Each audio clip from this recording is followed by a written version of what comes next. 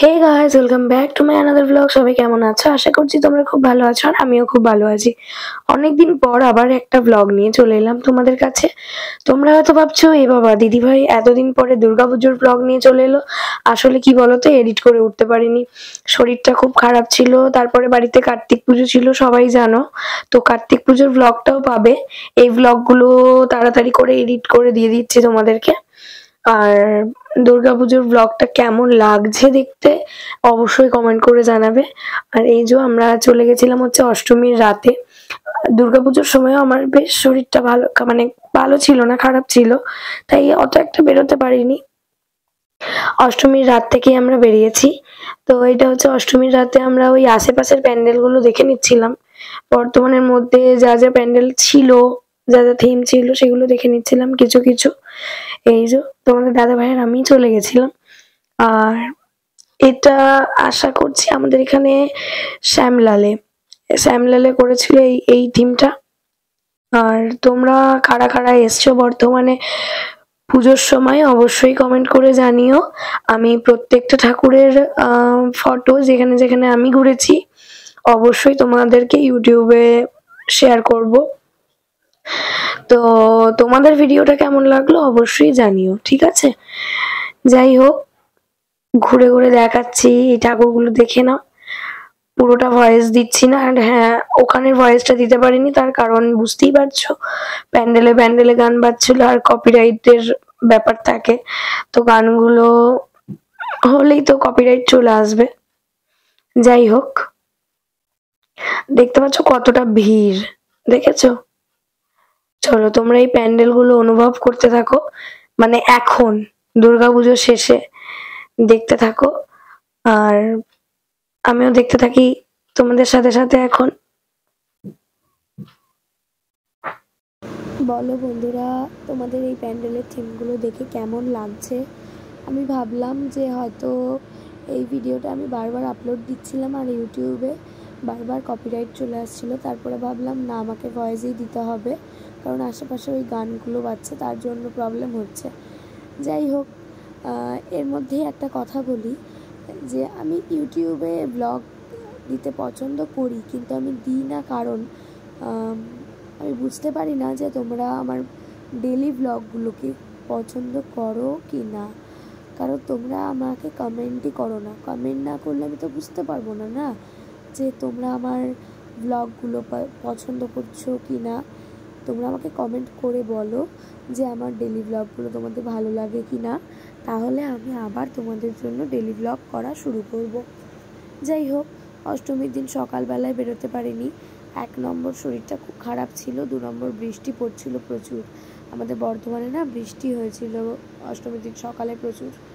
যাই হোক, এই যে তোমাদের সাথে কথা বলতে বলতে আর একটা প্যান্ডেলে চলে আসলাম।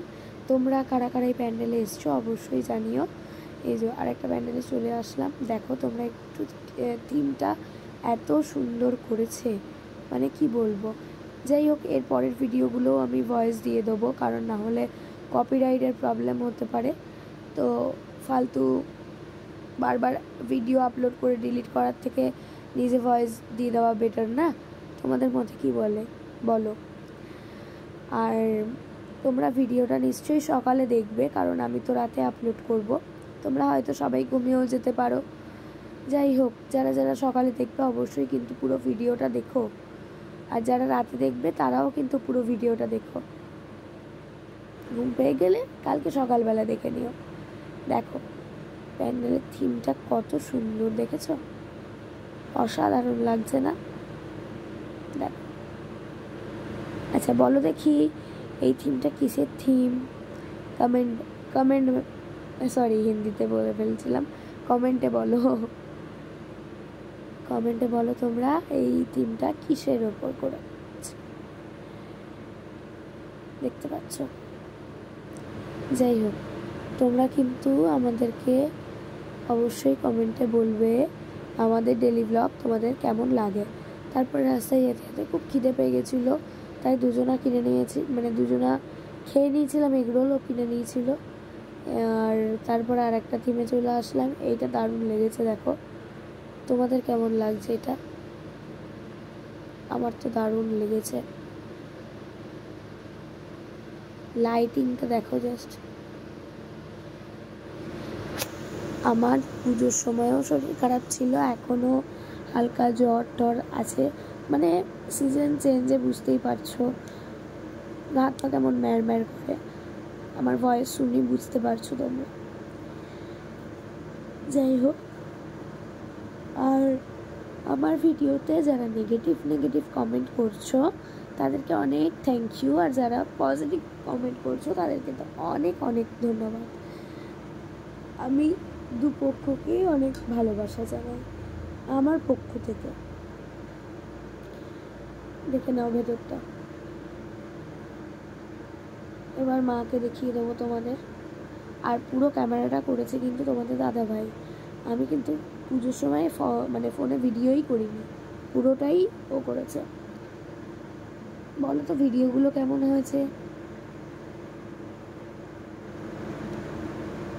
আর তোমরা কারা কারা কোথায় ঠাকুর দেখেছো সেটাও কমেন্ট করে জানাতে ভুলবে না কিন্তু একদম। This is my order.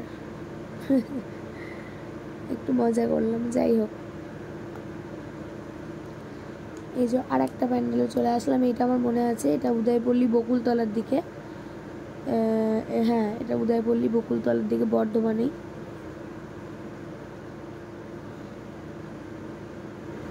Kanchannagar বকুলতলায় আছে ওইখানে। তো এইটা বলো তো কিসের ওপর, দেখে বুঝতেই পারছো, সবুজ সবুজ আমাদের গাছপালা পরিবেশের ওপর করেছে।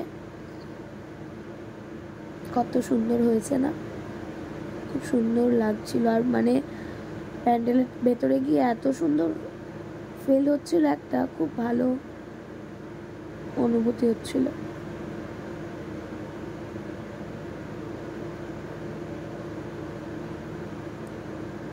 দেখো চারিপাশটা তোমাদেরকে দেখিয়ে দিলাম পুরো ডিটেলে। আর এই দেখো আমি,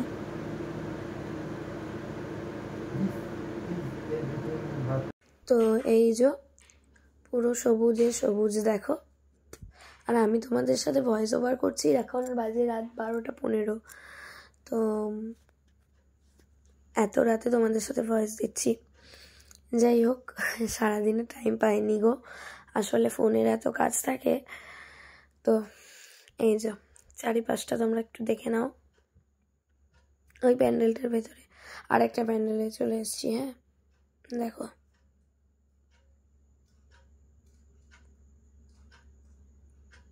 কেমন লাগছে অবশ্যই জানিও।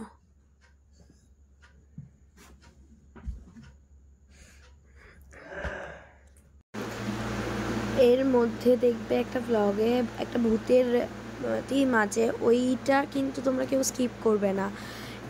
3rd পার্টে দিয়ে দেবো, ঠিক আছে? কারণ অষ্টমী, নবমী, দশমী তো তোমাদের 3 দিনই দিতে হবে। যাই হোক বন্ধুরা, ওই যে চিকু খুব জ্বালাচ্ছিল, তাই জন্য ভয়েস দিতে দিতে বারবার উঠে যেতে হচ্ছে। যাই হোক, এই যে বাড়ি ফেরার পথে দেখতেই পাচ্ছ রাস্তাটা কত দারুণ, মানে খুব সুন্দর লাগছে না? চলো টাটা, আবার পরের ব্লগে দেখা হচ্ছে।